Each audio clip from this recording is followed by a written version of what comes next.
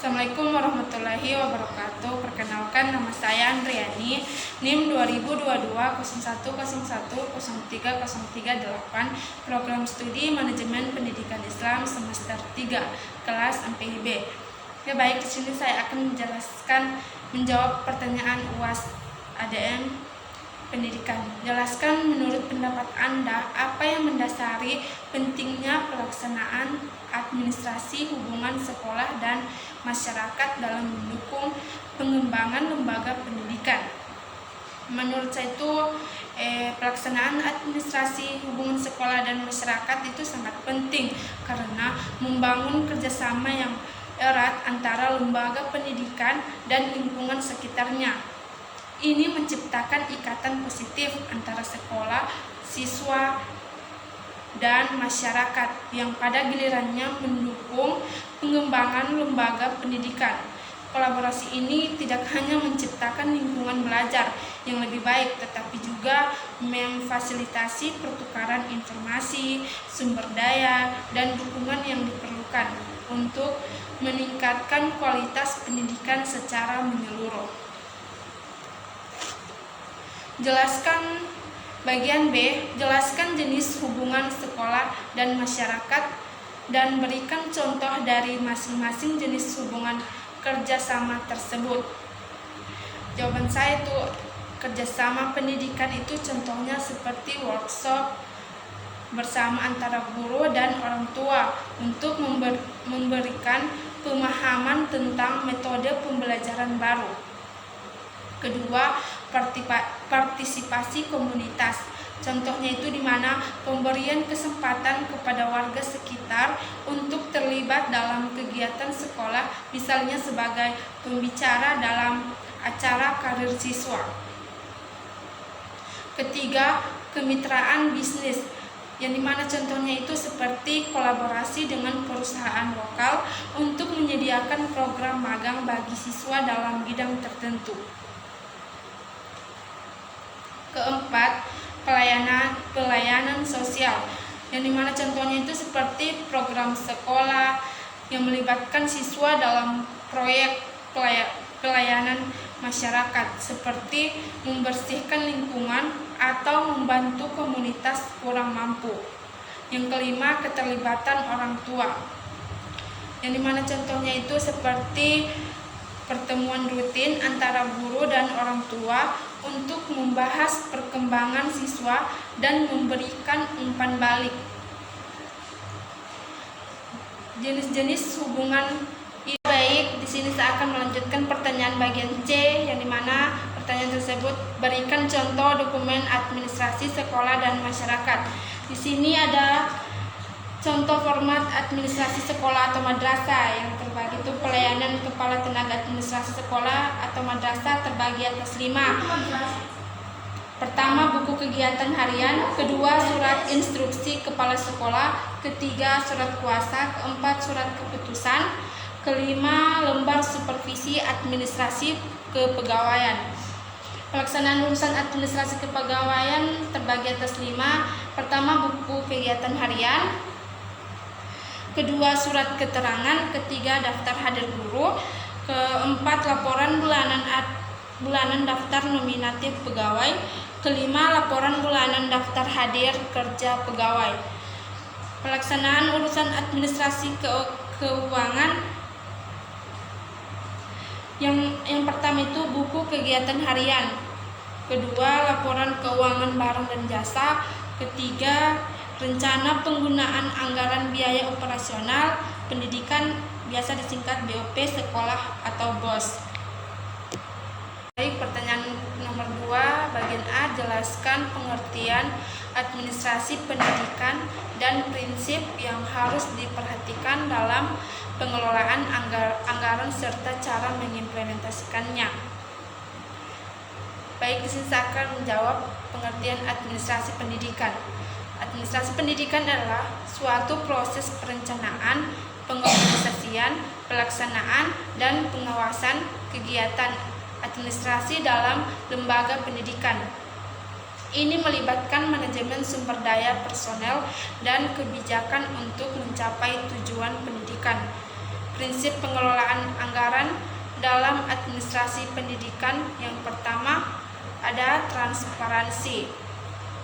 Transparansi itu memastikan informasi anggaran tersedia dan dapat diakses oleh semua pihak terkait.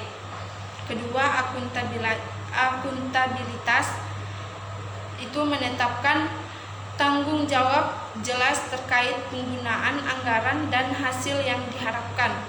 Yang ketiga, efisiensi itu menggunakan sumber daya secara optimal untuk mencapai hasil terbaik. Yang keempat itu partisipasi, melibatkan berbagai pihak termasuk staf, orang tua, dan masyarakat dalam proses perencanaan anggaran. Yang kelima itu ada keadilan, yang dimana menjamin distribusi sumber daya secara adil sesuai dengan kebutuhan dan tujuan pendidikan. Cara mengimplementasi prinsip pengelolaan anggaran. Pertama, perencanaan anggaran, yang dimana mengidentifikasi kebutuhan, tujuan, dan alokasi sumber daya untuk mencapai target pendidikan. Kedua, pengorganisasian, yaitu menetapkan struktur organisasi yang mendukung efisiensi dan akuntabilitas dalam pengelolaan anggaran. Yang ketiga ada pelaksanaan, yang dimana dia mengimplementasikan anggaran sesuai dengan rencana, memonitor pengeluaran, dan menyesuaikan jika diperlukan. Yang keempat ada evaluasi dan pengawasan, yang dimana melakukan evaluasi rutin terhadap penggunaan anggaran dan melakukan pengawasan untuk memastikan kepatuhan terhadap prinsip pengelolaan. Yang kelima itu keterlibatan pihak terkait. Dia melibatkan semua pihak terkait dalam proses perencanaan dan evaluasi anggaran, termasuk staf, orang tua, dan masyarakat. Dengan mengikuti prinsip-prinsip ini, lembaga pendidikan dapat menjalankan administrasi dan pengelolaan anggaran secara efektif untuk mencapai tujuan pendidikan yang ditetapkan. Baik, pertanyaan nomor 2 bagian B, bagaimana upaya yang dapat dilakukan oleh kepala sekolah agar pengelolaan anggaran sekolah dapat berjalan dengan efektif? Pertama itu perencanaan anggaran yang matang. Maksudnya kepala sekolah harus melakukan perencanaan anggaran yang cermat, mempertimbangkan kebutuhan utama, prioritas pendidikan, dan target jangka panjang. Yang kedua itu ada transparansi informasi, yang dimana dia menjaga transparansi dalam pengelolaan anggaran, memberikan informasi kepada staf, orang tua, dan masyarakat tentang alokasi dana dan penggunaannya. Yang ketiga ada pelibatan pihak terkait, yang dimana dia itu melibatkan staf, komite sekolah, dan orang tua dalam proses perencanaan dan pengelolaan anggaran sehingga keputusan dapat mencerminkan kebutuhan bersama. Bagian 4, nomor 4 dia pemantauan dan evaluasi rutin. Dia itu melakukan pemantauan dan evaluasi berkala terhadap penggunaan anggaran, mengidentifikasi potensi penghematan, dan memastikan kepatuhan terhadap rencana anggaran. Yang kelima, dia ada pengembangan sumber daya manusia, yang dimana dia mengembangkan keterampilan dan pengetahuan staf administrasi dalam pengelolaan keuangan untuk meningkatkan efisiensi dan keakuratan. Yang keenam dia itu ada kemitraan dengan komunitas dan pihak, yang dimana dia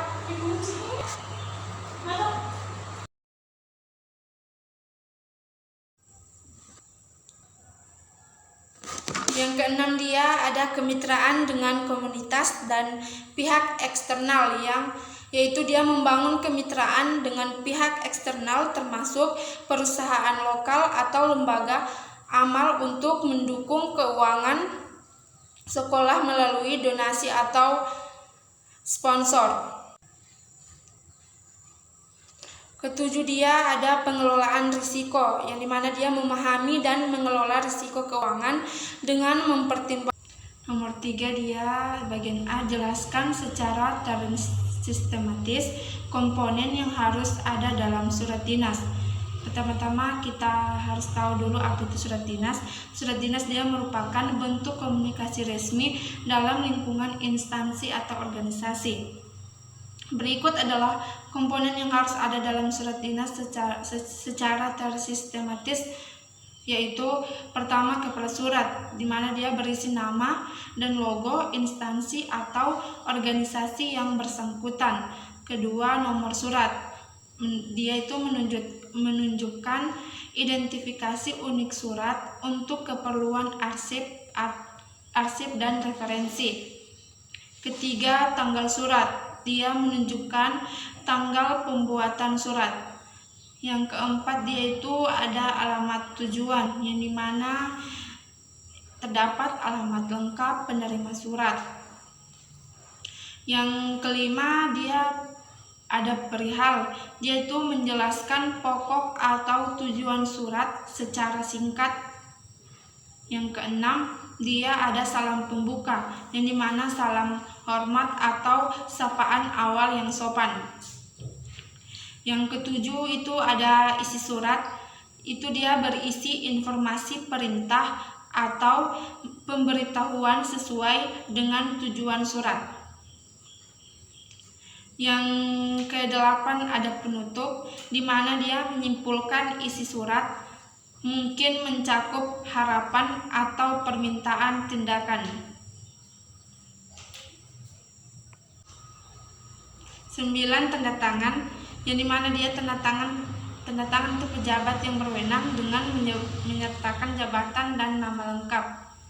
10, dia ada lampiran, dia itu jika ada dokumen atau informasi tambahan yang dilampirkan. Ke-11, itu salinan, jika surat ini akan disebarkan kepada pihak lain, disebutkan salinan kepada siapa. Ke-12, dia itu ada tempat pembuatan surat, yang dimana dia tempat dimana surat tersebut dibuat. 13, tanggal pembuatan surat, di mana tanggal pembuatan surat untuk keperluan administrasi. Semua komponen ini dirancang untuk memberikan kejelasan, formalitas, dan kelengkapan informasi dalam suatu surat dinas. Pertanyaan nomor 3, dia bagian B, buatlah satu contoh surat dinas. Di sini ada contoh surat dinas Kementerian Hukum dan HAM Kantor Imigrasi tingkat 1 Surakarta.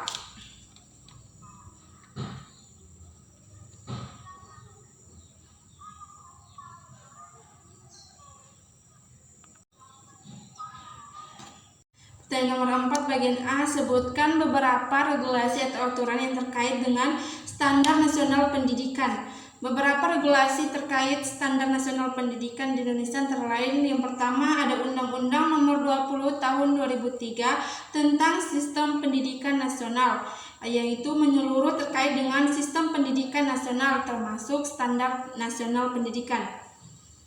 Yang kedua, Peraturan Pemerintah Nomor 19 Tahun 2005 tentang standar nasional pendidikan, di mana dia mengatur tentang standar nasional pendidikan yang mencakup standar isi, proses, dan penilaian. Yang ketiga, ada Peraturan Menteri Pendidikan dan Kebudayaan Nomor 22 Tahun 2016 tentang standar proses pendidikan dasar dan menengah. Dia merinci standar proses untuk pendidikan dasar dan menengah. Yang keempat, ada Peraturan Menteri Pendidikan dan Kebudayaan Nomor 23 Tahun 2016 tentang standar kompetensi lulusan. Dia menetapkan standar kompetensi yang harus dimiliki oleh lulusan pendidikan dasar dan menengah. Yang kelima ada Peraturan Menteri Pendidikan dan Kebudayaan Nomor 24 Tahun 2016 tentang standar sarana dan prasarana. Dia itu mengatur tentang standar sarana dan prasarana pendidikan. Pertanyaan nomor 4 bagian B, yaitu jelaskan menurut pendapat Anda beberapa alasan mengapa setiap lembaga pendidikan harus menerapkan standar nasional pendidikan tersebut. Penerapan standar nasional pendidikan memiliki beberapa alasan, yaitu menurut saya itu dia itu dapat membantu menciptakan konsistensi dan keseragaman dalam sistem pendidikan di seluruh negara. Dia memastikan bahwa setiap lembaga pendidikan mengajarkan materi yang setara dan menciptakan landasan pengetahuan yang seragam bagi semua siswa. Yang kedua, dia itu ada penjaminan kualitas standar nasional. Dia itu berfungsi sebagai alat penjaminan kualitas pendidikan. Dengan mengikuti standar yang ditetapkan, lembaga pendidikan dapat memastikan bahwa proses pembelajaran dan pencapaian hasil belajar siswa berada pada tingkat yang memadai. Yang ketiga, dia itu dapat dengan mengadopsi standar nasional, lembaga pendidikan dapat membantu mempersiapkan siswa untuk bersaing secara global. Standar tersebut dapat mencakup keterampilan yang relevan dengan tuntutan pasar kerja dan kebutuhan masyarakat.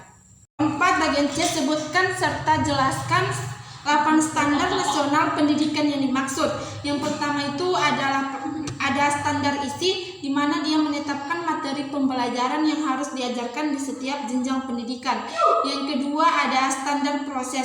Dia itu menetapkan proses pembelajaran yang melibatkan metode, pendekatan, dan strategi yang sesuai dengan kebutuhan peserta didik. Yang ketiga ada standar kompetensi lulusan, di mana dia itu menjelaskan kemampuan yang harus dimiliki oleh peserta didik pada setiap jenjang pendidikan. Yang keempat ada standar pendidik dan tenaga kependidikan. Dia itu menetapkan kualifikasi kompetensi dan tata cara sertifikasi bagi pendidik dan tenaga kependidikan. Yang kelima ada standar sarana dan prasarana, mengatur tentang fasilitas fisik dan pendukung pembelajaran yang harus disediakan oleh lembaga pendidikan. Yang keenam ada standar pengelolaan. Dia itu menetapkan tata kelola lembaga pendidikan, termasuk perencanaan, pelaksanaan, evaluasi, dan pengembangan. Ketujuh ada standar pembiayaan. Dia itu menyusun prinsip-prinsip pembiayaan pendidikan yang mencakup pengelolaan, penggunaan, dan pertanggungjawaban dana pendidikan. 8 ada standar penilaian. Standar penilaian pendidikan. Dia itu menetapkan prinsip-prinsip dan prosedur penilaian hasil belajar peserta didik serta evaluasi kinerja pendidikan. Pertanyaan nomor 4 bagian D, sebutkan dan jelaskan 8 unsur pada administrasi sekolah yang harus dilaksanakan oleh sekolah sesuai standar nasional pendidikan. Administrasi sekolah yang sesuai dengan standar nasional pendidikan. Ada beberapa yang mencakup unsur penting. Yang pertama ada perencanaan, merupakan langkah awal dalam administrasi sekolah, melibatkan penyusunan program dan kebijakan pendidikan yang sesuai dengan kebutuhan dan tujuan sekolah. Yang kedua ada pengorganisasian. Dia itu melibatkan struktur organisasi sekolah, penempatan sumber daya manusia, dan distribusi tugas untuk mencapai efisiensi dan efektivitas dalam penyelenggaraan pendidikan. Yang ketiga ada pelaksanaan, merupakan tahap di mana rencana dan kebijakan yang telah dibuat diimplementasikan dalam kegiatan pembelajaran dan kegiatan sekolah lainnya. Yang keempat, evaluasi. Evaluasi proses penilaian dan pemantauan yang terus-menerus terhadap kinerja siswa, guru, dan seluruh komponen sekolah untuk pencapaian tujuan pendidikan. Yang kelima ada pengembangan kurikulum, yang dimana dia melibatkan perencanaan, pengembangan, dan penyesuaian kurikulum agar sesuai dengan kebutuhan siswa dan perkembangan pendidikan. Yang keenam ada sarana dan prasarana. Administrasi sekolah juga harus memastikan ketersediaan dan pemeliharaan sarana dan prasarana yang mendukung kegiatan pembelajaran dan kegiatan lain di sekolah. Yang ketujuh ada keuangan, yaitu pengelolaan sumber daya keuangan sekolah yang meliputi pengalokasian, pengambilan keputusan, dan dukungan terhadap program pendidikan yang dijalankan oleh sekolah. Dengan mengintegrasikan dan melaksanakan keseluruhan unsur ini, administrasi sekolah dapat menciptakan lingkungan pendidikan yang efisien dan efektif sesuai dengan standar nasional pendidikan.